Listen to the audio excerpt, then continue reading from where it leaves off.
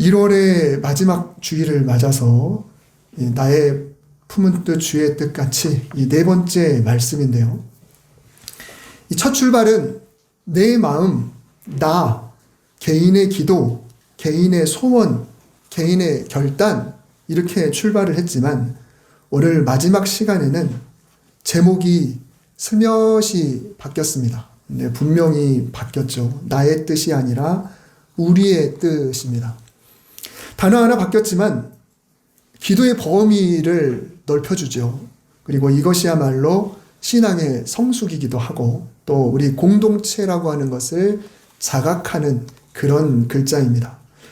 오늘 이 말씀을 통해서 우리 개개인의 소망, 나의 품은 뜻을 넘어서 우리 교회를 향한 마음을 가다듬고 우리 양수중앙교회를 위해서 우리가 무엇을 기도할 것이며 또 그렇게 기도할 때 하나님이 어떻게 해주실 것인지를 기대하는 그런 출발점이 될 수 있기를 바랍니다. 작년에 표어에 따라서 내가 믿는 하나님이 어떤 분이신지를 알아갔었죠. 그 중에 10월 마지막 주에 여호와 이레에 관한 예비하신 하나님이라는 제목으로 우리 말씀을 함께 나눴습니다. 그 본문이 바로 오늘 본문의 바로 앞장인 29장입니다. 딱 3개월이 지나서 그 뒷부분을 오늘 함께 나눕니다. 히스기야 왕, 굉장히 위대한 왕인데요. 이 히스기야 왕의 부친인 아하스 왕은 16년이라고 하는 길다고 하기도 그렇고 짧다고 하기도 그런 그 기간, 하지만 그 사람이 어떤 사람이냐에 따라서 이게 길게도 느껴지고 짧게도 느껴지겠죠. 그런데 이 기간 내내 온 나라를 우상숭배의 나라로 망가뜨려 버렸습니다.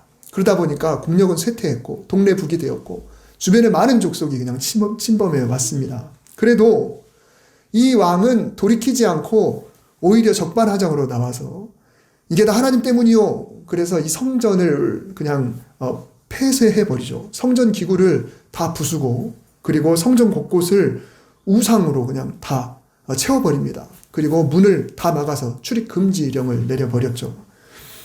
히스기야는 제가 자주 언급을 하고 있지만은 하나님을 의지하는 것만큼은 유다의 어떤 왕보다 으뜸이었다고 성경이 말하고 있죠. 하나님을 의지하는 것만큼은 그 누구도 따라갈 수 없다. 그래서 부친 아하스 왕의 그늘에 있을 때는 가만히 힘을 숨기고 있다가 아하스 왕이 사망하고 그 뒤를 이어서 왕위에 오르자마자 대대적인 종교개혁을 단행을 했어요. 그러니까 꾹 참고 있었던 거죠. 본인은 하나님을 의지하면서 아직은 내가 때가 아니지만 때만 돼봐라 라고 기다리고 있었던 것입니다. 물론 이 사람의 종교개혁의 최우선은 바로 성전을 정상화시키는 겁니다. 성전문을 열고 그 안에 우상을 다 끄집어내서 다 불사르고 그 안에 깨끗하게 소지하고 그리고 빨리 성전을 정상화시켜서 이곳에서 이제 백성들이 와서 하나님께 제사를 드릴 수 있게 해야겠다.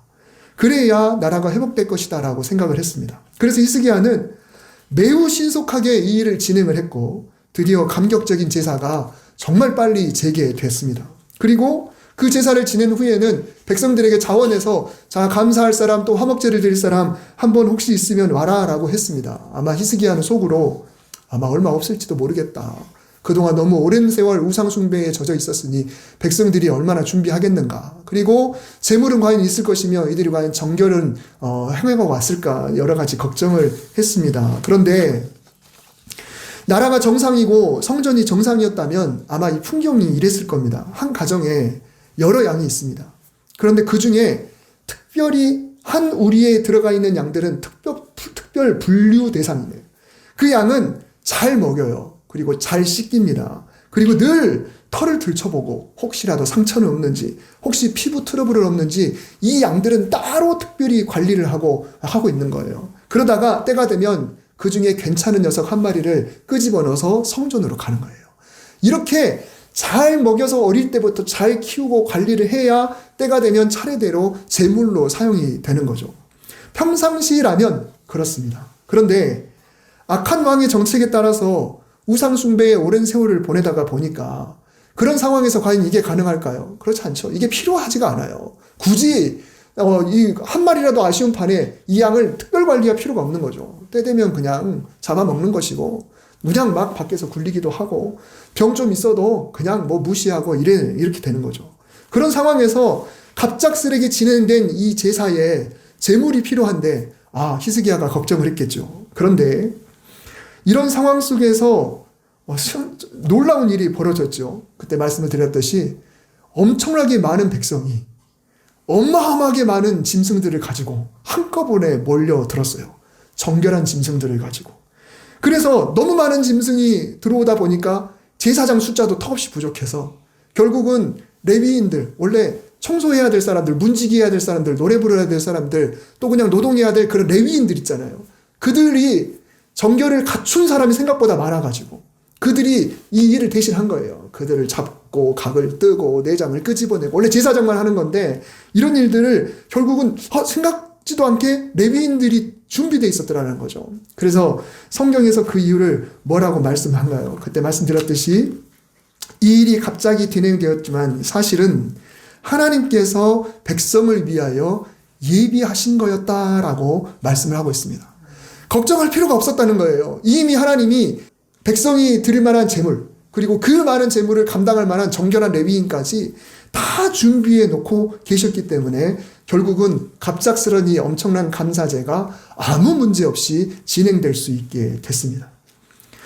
하나님을 위한 재물이고 또 하나님을 위한 헌신자인 줄로만 알았는데 사실은 오히려 하나님께서 백성을 위하여 예비하셨다.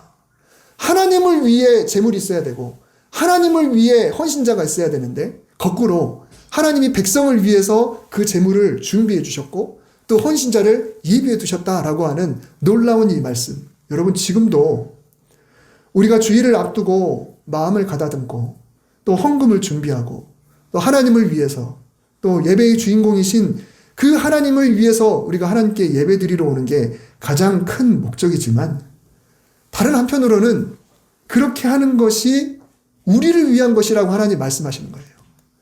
너네가 예배드리도록 내가 너를 오늘 교회 가게 하는 거야. 너네가 예배드릴 수 있도록 너에게 물질을 너희가 허락한 거야.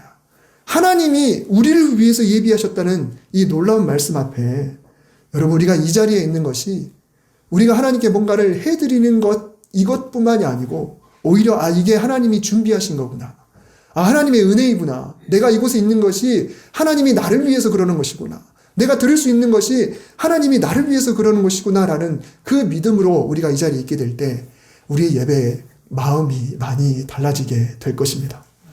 오늘 본문 역대하 30장은 이 엄청난 은혜를 경험한 바로 다음 차례의 종교개혁입니다.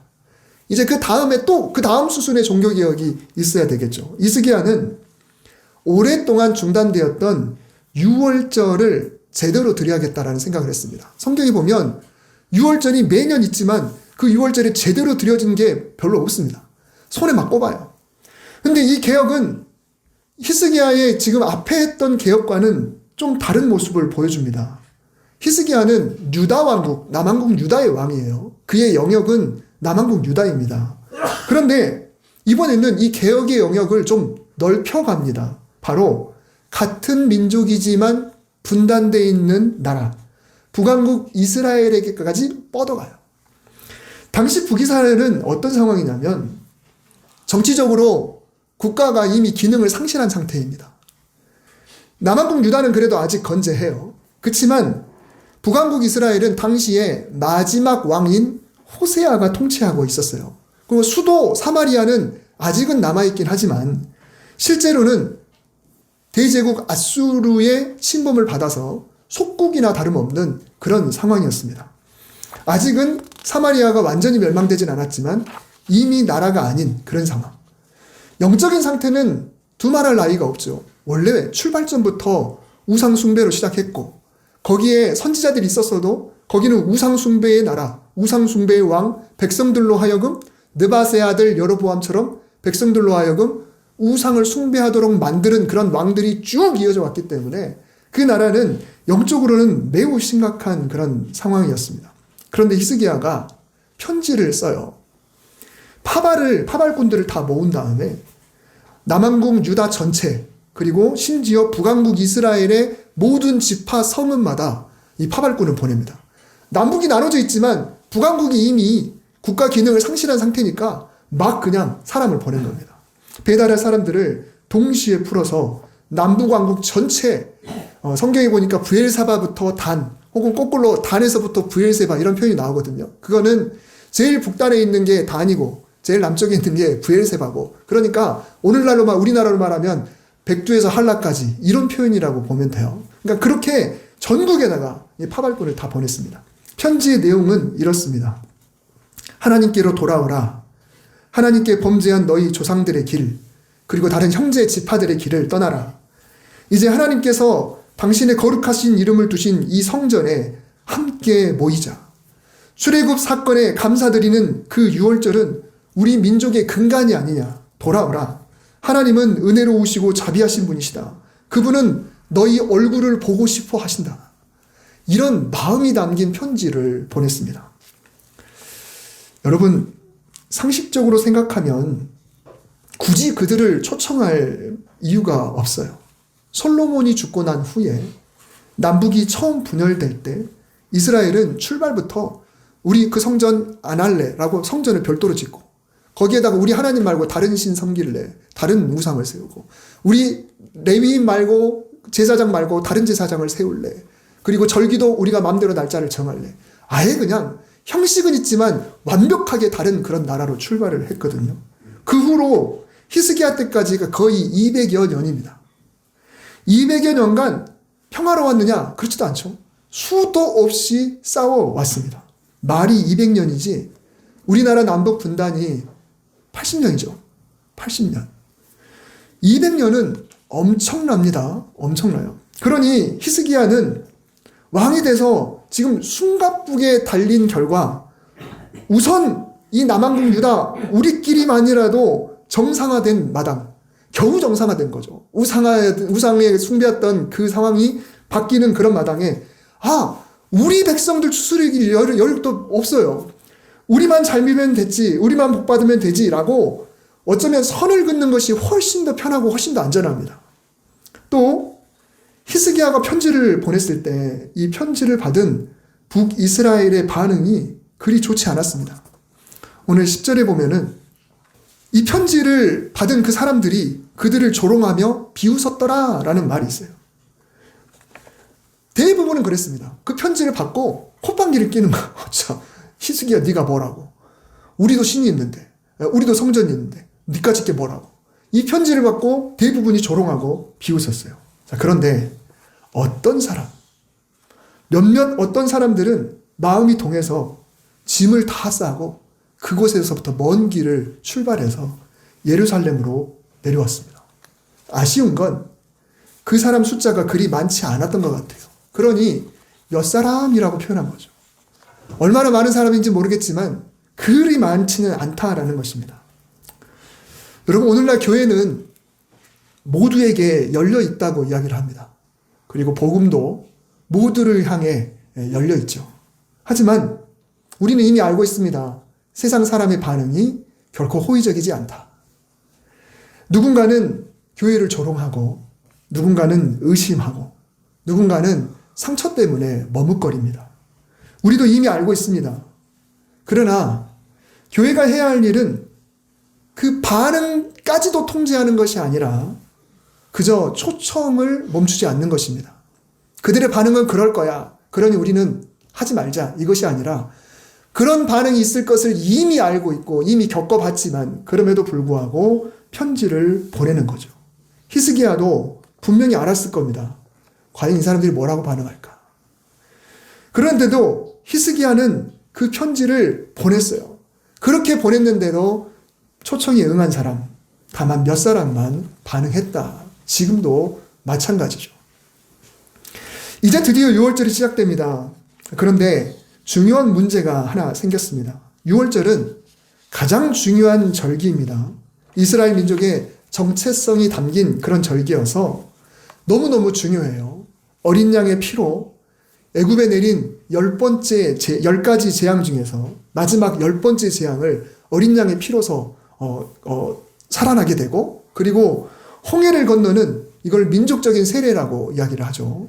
그 의식을 통해서 이제 진짜 옛사람이 죽고 우리 민족이 하나님의 자녀가 된, 하나님의 백성이 된 그 출발점이 되는 정체성이 담긴 그런 절기예요. 그래서 유월절은 다른 절기보다 훨씬 의미 있고 훨씬 중요하고 훨씬 더 잘 지켜져야 될 그런 절기다라는 것입니다. 그래서 제사장들과 레위인들은 자신들의 임무에 맞지 않게 살아왔던 지난날을 상쇄하려고 평소보다 훨씬 더 자기의 몸을 깨끗하게 닦고 혹시라도 부정한 거 만질까봐 정말 조심조심하면서 유월절을 준비했습니다. 그리고 혹여라도 백성 중에 아직도 거룩을 유지하지 못한 이들이 혹이라도 자기들이 모르고 이 제사에 참여할까봐 그래서 그들을 위해서 더 신경을 써서 제사를 진행했어요. 유월절은 그만큼 그들에게 중요했습니다.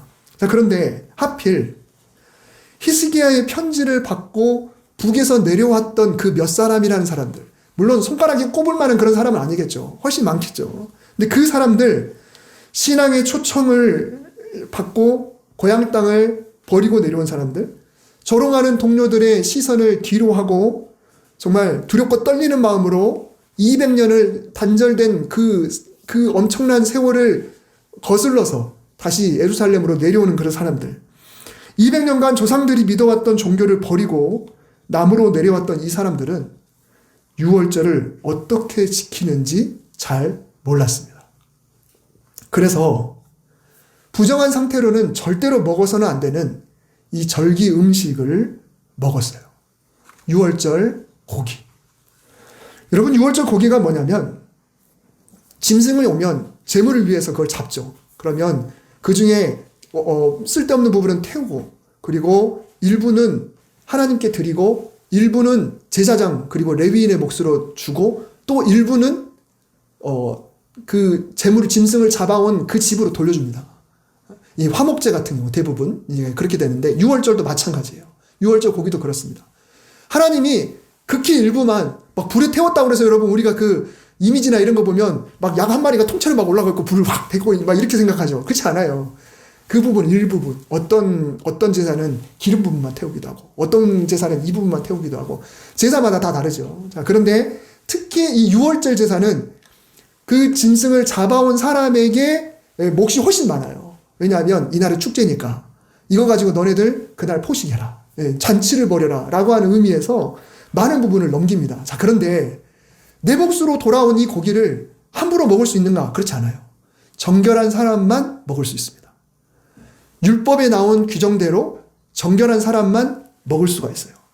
만약에 레위기의 말씀에 보면은 레위기의 몸이 만약에 부정한데 이 제물의 고기를 먹는 자는 그 백성 중에서 끊어진다라고 했고요. 부정한 사람이나 짐승이나 물건을 만진 자도 마찬가지로 그 백성 중에서 끊어집니다. 끊어진단 말이 무슨 말일까요? 죽이라는 거예요. 그냥 그 백성 중에서 그 집은 아예 그냥 끊어버리라는 그런 엄청 가혹한 그런 말씀이에요. 그 정도로 이 제물이 돌아왔을 때 이걸 먹는 데 있어서 얼마나 중요한가, 얼마나 정결을 유지한 채로 이 제사에 참여해야 되는가, 굉장히 중요한 거죠. 이 정결의 의식을 위해서 정말 깨끗해야 되고 혹여라도 부정한 걸 만지면 안 돼요. 사체도 만지면 안 되고 가죽도 만지면 안 되고 피도 만지면 고름도 오늘 내가 막 그냥 여기서 고름 줄줄 나왔어요. 그럼 절대로 그 고기를 먹으면 안 됩니다. 절대로 그래요. 어떤 일이 있어도 그래서는 안 돼요. 그런데 히스기야는 지금 어떤 사람입니까? 아무 기준도 없이 사람들을 받아준 그런 왕이 아니라는 거예요. 왜요? 종교 개혁을 단행하는 사람, 정상화시켜야 되는 사람. 그는 성결을 무시하지 않았고 거룩을 가볍게 여기지도 않았어요. 막 명령했어요. 제사장들을 거룩하게 해라, 이렇게 해라, 계속해서 명령했어요. 오히려 누구보다도 철저하게 성전을 정결하게 한 그런 왕입니다. 우상을 제거하고 문을 다시 열었고 제사장과 레위인에게 끊임없이 푸시하면서 너네 정말 정결을 유지해야 돼, 계속해서 이렇게 압력을 가했던 그런 왕. 왜요? 정상화시켜야 하니까, 규정대로 해야 되니까 그랬던 사람이죠. 성전을 정상화하고 절기와 제사를 회복해서 이 나라를 제대로 된 하나님의 나라로 바꾸려고 하는 그런 마당에 히스기야는 어떻게 해야 할까요? 지금 딜레마에 빠졌습니다. 내가 초청했는데, 북에 사람을 보냈는데, 그리고 그들 중에 대다수가 비웃고 조롱하는 가운데 저들은 목숨을 걸고 그리고 정말 두렵고 떨리는 마음으로 고향 땅을 버리고 200년의 세월을 거슬러서 여기까지 왔는데 저 사람들을 과연 어떻게 하면 좋을까? 규정을 지키려면 저들은 죽여야 됩니다. 그러나 이 상황 속에서 히스기야가 무엇을 선택해야 될까? 여기서 히스기야의 신앙이 빛나는 지점이 나오죠. 그는 규칙을 어겼으니 당장 저 사람들을 끌어내서 죽이라라고 하지 않았습니다. 대신에 하나님 앞에 나아가 이렇게 기도하죠. 선하신 여호와여 사하여 주옵소서. 결심하고 하나님을 구하는 사람이라면 누구라도 비록 하나님이 정하신 성소의 규정대로 스스로 깨끗하게 하지 못했을지라도 사하여 주옵소서. 여러분, 그냥 보면은 히스기야의 기도가 참 당연하고 자연스러운 것 같지만 왕국을 하나님의 뜻 안에서 하나님의 율법에 따라 통치해야 될 사람으로서 첫 출발부터 예외를 만든다. 뭔가 선례를 남긴다. 굉장히 어려운 그런 상황에서 드리는 기도입니다. 더군다나 하나님이 이 율법을 얼마나 중히 여기는지 알고 있기 때문에 이 기도가 어떤 기도냐면 우리가 생각할 때는 그냥 저들을 불쌍히 여기는 기도인 것보다 라고 생각할 수 있지만 당시 상황을 놓고 보면 굉장히 파격적인 기도고요. 굉장히 위험하기도 하고 굉장히 진보적이기도 한 그런 기도라는 거예요. 정통을 넘어서는 파격적인 그런 기도입니다. 어쩌면 히스기야는 목숨을 걸었을 수도 있습니다. 왜요? 그거 먹는 사람은 죽여야 되잖아요. 근데 만약에 이 규정을 히스기야가 어기게 되면 결국은 백성들로 하여금 그래도 된다라고 하는 뭔가 빠져나갈 구멍을 만들어주는 게 되는 것이고, 그러면 백성들로 하여금 율법을 못 지키게 만든 사람, 다시 말하면 백성으로 하여금 악의 길을 가는 것을 묵인하게 만드는 그런 책임자가 되는 거예요. 물론 북왕국 이스라엘의 왕처럼 그렇게는 아니어도 그게 큰 잘못이냐 작은 잘못이냐는 될 수 있지만 백성들로 하여금 하나님의 말씀을 어겨도 된다고 말하는 그런 왕이 되는 것이죠. 그러니 목숨을 걸고 기도하는 겁니다. 여러분, 요즘 매일 아침 묵상으로 창세기에서 아브라함을 나누고 있어요. 공교롭게도 오늘 이 주일에 해당하는 본문이 창세기 18장 후반부에 소돔과 고모라를 위한 아브라함의 중보기도의 내용입니다. 오늘 본문이 그래요. 하나님, 만일 소돔과 고모라를 하나님이 벌을 내리시려고 하는데 거기에 의인이 50명이 있다면 하나님 그래도 멸망을 시키시겠습니까? 안 하겠다. 하나님, 만일 45명이라면 어떻게 하시겠습니까? 안 하겠다. 40명이라면 어떻겠습니까? 이 세 번을 간구한 후에 네 번째부터는 아브라함의 표현이 좀 달라지죠. 아브라함이 겁을 잔뜩 집어먹었습니다. 하나님, 제발 화내지 마시고 제발 노하지 마시고 내 말을 내가 한 번만 더 말하게 해주세요. 30명이면 하나님 어떻게 하시겠습니까? 감히 내 주께 아뢰입니다. 20명을 찾으시면 어떻게 하시겠습니까? 주는 노하지 마옵소서. 마지막으로 이번만 더 아뢰겠습니다. 의인 10명을 찾으시면 어떻게 하시겠습니까? 여러분, 우리가 그냥 창세기 이 부분을 그냥 읽을 때는 그냥 아브라함이 하나님과 흥정한 것 정도 이렇게 생각하는데요. 아니에요. 지금 아브라함은 목숨을 걸고 감히 하나님 앞에 제발 노하지 말아주세요. 하나님 제발 화내지 말아주세요. 제가 한 번만 더 아뢰게요. 내가 멸망시키려고 이미 마음먹고 사자를 보냈는데 감히 네가 나한테 그러지 말라고? 히스기야도 사실 마찬가지입니다. 죽이라는 하나님의 율법이 있는데 하나님 용서해 주십시오라고 기도를 하고 있습니다.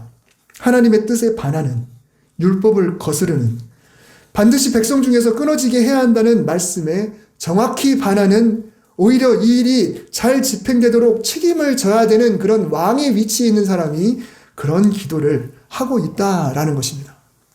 그런데 하나님은 히스기야의 기도를 들으시고 백성을 고치셨습니다.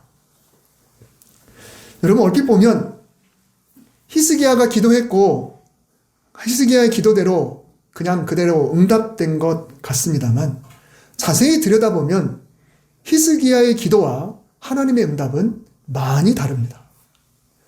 히스기야는 뭘 구했습니까? 하나님 이들을 용서해 주세요. 그런데 하나님은 고쳐주셨습니다. 여러분, 이게 차이가 있어요. 자, 고쳐주셨다는 건 뭘까요?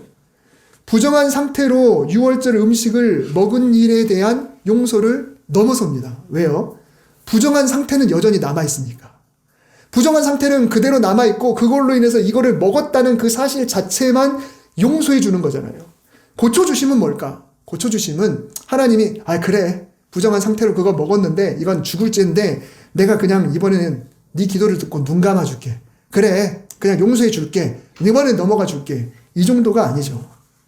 하나님이 이 사람의 부정한 상태를 부정하지 않는 상태로 완전히 바꿔주셨다라는 의미예요. 부정한 상태가 사라져버렸다라는 의미입니다. 몸에 만약에 그 사람이 흠이 있었다. 장애가 있거나 혹은 뭔가 문제가 있다. 근데 그게 고쳐졌다는 거예요. 여러분 여기서 고치다라고 하는 표현이 우리가 잘 알고 있는 단어예요. 라파입니다. 여기서.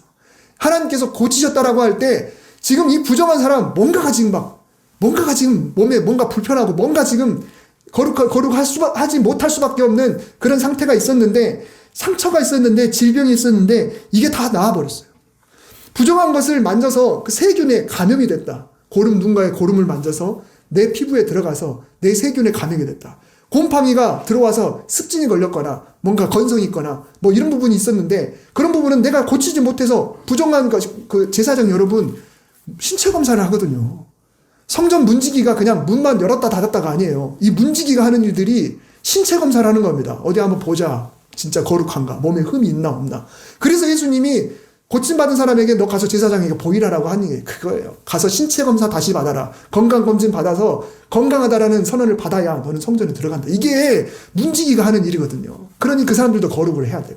그 사람들도 함부로 만지면 안 되고 부족하게 되면 그 신체 검사한 제사장들마저도 못 들어가요. 이게 엄청난 가혹한 게 이 성전의 출입입니다. 그런데 하나님이 어떻게 하셨냐면 이들의 모든 질병을 완벽하게 고쳐주셨어요. 부정한 상태로 음식을 먹은 일은 사실이지만 이제는 정한 몸이 되었으니 이제는 절기를 지킬 자격이 주어졌다라는 것입니다. 내일 만약에 제사를 지낸다. 그럼 이제는 떳떳하게 들어가도 된다라고 하는 게 바로 이 고치심이다라는 것입니다. 이 상황을 예루살렘에 모인 모든 자가 목격합니다. 이제 다 나았네. 이제 질병이 없어졌네. 없던 팔이 다시 생겼네. 지금 그런 일들이 지금 예루살렘 안에 일어난 거예요. 그러니 모두가 즐거워하게 된 것입니다. 6월절이 포함된 무교절 한 주를 이 놀라운 기적을 보면서 목소리와 악기로 찬양하면서 7일 동안 잘 지켰습니다. 그런데 이게 전부가 아니었어요. 오늘 본문 23절에 온 회중이 다시 7일을 지키기로 결의하고, 여러분 이 결의가 어떻게 나왔을까요? 그저 오랜만이고 너무 좋아서 우리 축제 일주일만 하는 거 너무 안 돼. 오랜만에 하는 6월절인데 우리 일주일 좀 연장합시다. 여러분 이걸까요? 아닙니다. 북에서 내려온 이들, 비록 소수라 할지라도 하나님의 은혜로 고침을 받았기에 그들에게 온전히 이제는 율법의 규정대로 그리고 자유롭게 이 예배를 드릴 수 있도록 절기를 지키도록 기회를 한 번 더 주자는 결의를 한 거예요. 온 이스라엘이 저들이 고침받았으니까 이제는 부정하지 않은 몸으로 온전하게 하나님께 예배 드릴 수 있도록 우리가 일주일을 다시 합시다라고 이야기를 했던 거죠. 물론 당사자들도 아마 간절히 원했을 겁니다. 그래서 다시 한 주를 보냅니다. 어떻게 해요? 즐겁게 보냅니다. 또 절기를 지키는데 필요한 재물을 히스기야가 다 대줘요. 히스기야가 수송아지 1000마리, 양 7000마리를 내놓습니다. 그전엔 백성들이 자기들이 준비해 왔잖아요. 힘껏 가져왔으니까 하나님이 예비하셨지만 또 7일을 어떻게 무슨 재물로 또 지킵니까? 히스기야가 내놓죠. 또 족장들이 또 어디서 공수해 와서 수송아지 1000마리와 양 10,000마리를 기꺼이 제공합니다. 자기들 건데 다 제공해줘요. 그래서 유다의 온 회중과 제사장들, 레위 사람들, 그리고 북에서 내려온 이스라엘에서 온, 이게 북에서 왔다는 이야기예요. 이스라엘에서 온 모든 회중과 이스라엘 땅에서 나온 나그네들, 그들 따라올 때 이스라엘의 속속들 지파는 아니지만 그 땅에 거주하는 이방 민족들까지도 그들도 내려와서 유다 땅에서 살고 있는 이방인들까지 모두의 큰 기쁨이 바로 지금 예루살렘에서 일어나고 있습니다. 이 기쁨이 얼마나 컸냐면 큰 기쁨, 다윗의 아들 솔로몬 때부터 이러한 기쁨이 예루살렘에 없었더라. 여러분, 솔로몬 때로부터라고 했으니까 엄청난 일이에요. 솔로몬 때 무슨 일이 있었습니까? 성전이 지어졌죠. 성전 지어지고 엄청난 축제가 있었죠. 그때 얼마나 사람들이 기뻐했습니까?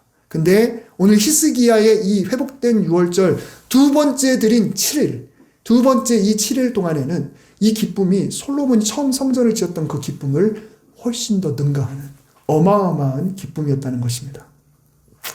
오늘 말씀을 교회 공동체가 품어야 될 모습, 그리고 교회가 드려야 될 기도, 교회가 타인을 향해 품어야 할 자세, 그리고 우리가 품어야 할 뜻이 되기를 바랍니다. 히스기야의 공동체는 처음에 그들만의 개혁으로 시작했습니다. 너무 잘 됐어요. 너무 좋았습니다. 그런데 이 즐거움을 그들만 누리려 하지 않고 외부와 함께하고 싶었습니다. 본래 믿음의 사람이었으나 지금은 그렇지 못한 사람들, 소수라도 큰 맘 먹고 돌아왔지만 그들은 우리가 고수하던 신앙의 전통이나 신앙의 모습이나 신앙의 수준으로 놓고 볼 때 턱없이 부족해요. 그 사람들은 뭐가 돼도 우리가 볼 때는 뭔가 불편해요. 어떻게 저럴 수 있지? 어떻게 저럴 수 있지? 어떻게 교회 와서 저럴 수 있지? 이런 마음들이 늘 듭니다. 그런데 히스기야는 그들을 이해하기로 생각을 했어요.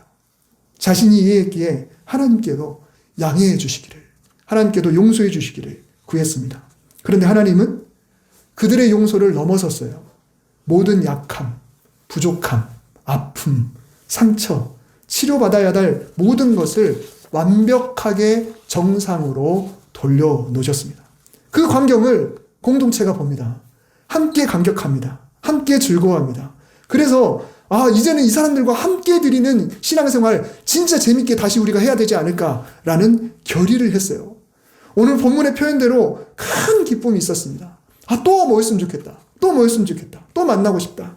함께 하나님을 만나고 싶고 그들과 함께 이 기쁨을 나누고 싶다. 200년을 이어왔던 절기지만 그날의 절기는 최고의 절기였다.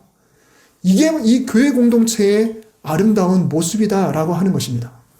여러분, 이게 교회의 본질이에요. 우리 교회가 오늘 말씀과 같은 뜻을 품기를 바랍니다. 우리 교회가 이런 교회가 되었으면 좋겠다라는 공동의 뜻을 품고 기도했으면 좋겠습니다. 규례나 전통이나 또 외면적인 것들은 부족하더라도 그것은 본질이 아니에요. 그런 건 다 비본질입니다. 그런 것들을 비본질로 여기고 영혼 사랑, 복음, 생명이라고 하는 진짜 이 본질을 더 중요하게 여기는 마음으로 우리가 하나님께 기도해야 합니다. 그러면 하나님이 단지 하나님 그 사람을 불쌍히 여겨주세요라고 우리가 그렇게 기도했을 뿐인데 하나님은 그 사람의 근본적인 아픔, 근본적인 상처, 근본적인 문제까지도 다 고쳐주시는 그런 뜻밖의 응답으로 역사해 주실 줄 믿습니다. 그러면 그런 모습을 보면서 우리도 즐거워하고 저분 힘들게 교회 나오셨는데 이분이 이렇게 될 줄은, 우리 하나님이 그렇게 해주셨네, 정말 생각지도 못했는데. 그래서 이 사람들과 함께 우리와 같은 마음으로 드리는 예배를 늘 사모하는 그런 교회. 27절 말씀에 보면은 그때의 제사장들과 레위 사람들이 일어나서 백성을 위하여 축복하였으니 그 소리가 하늘에 들리고 그 기도가 여호와의 거룩한 처소 하늘에 이르렀더라. 여러분, 우리가 다 왕같은 제사장으로서 서로를 위해서 서로를 축복하고 서로를 위해서 정말 격려하고 사랑의 말을 하고 이렇게 될 때 이 소리가 그냥 여기서 끝나는 게 아니죠. 하늘에 들리고 여호와의 거룩한 처소 거기까지 이르른다라고 하는 이 말씀이 우리 교회 여러분 성도들의 입술에서 나와서 그대로 이루어지는 아름다운 언어가 될 수 있기를 바랍니다. 오늘 이 말씀대로 우리의 품은 뜻이 주님이 정말 해주고 싶으신 듯, 너네가 그런 마음을 품고 그 사람들을 품어준다고? 그러면 나는 그 사람에게 이렇게 개입할게. 그래서 그 모습을 보면서 너희가 서로 얼마나 즐거워할지, 얼마나 그 축복하고 그 소리가 얼마나 큰지 나는 그것을 하늘에서 듣고 더 기뻐하겠다. 여러분, 이 말씀이 우리 모두에게 그대로 이루어지기를 주님의 이름으로 축복합니다. 기도하겠습니다. 하나님, 우리 교회에 히스기야의 예루살렘 성전, 주님이 이 모습을 꿈꿉니다. 주여, 우리의 마음을 먼저 활짝 열어주시고 우리끼리 좋은 것도 좋지만 외부를 바라보게 하시고 또 그 누가 어떤 사람이 오더라도 그 심령을 품게 하시고 우리가 또 품고 기도할 때 하나님이 들어주시되 그 심령의 근본적인 고침을 통해 그 영혼이 소생되고 함께 즐거워하는 예배, 또 마음껏 축복하는 그런 교회. 그래서 그 소리가 하나님을 기쁘시게 해드리는 복된 교회가 되게 하여 주옵소서. 예수님의 이름으로 기도드립니다. 아멘.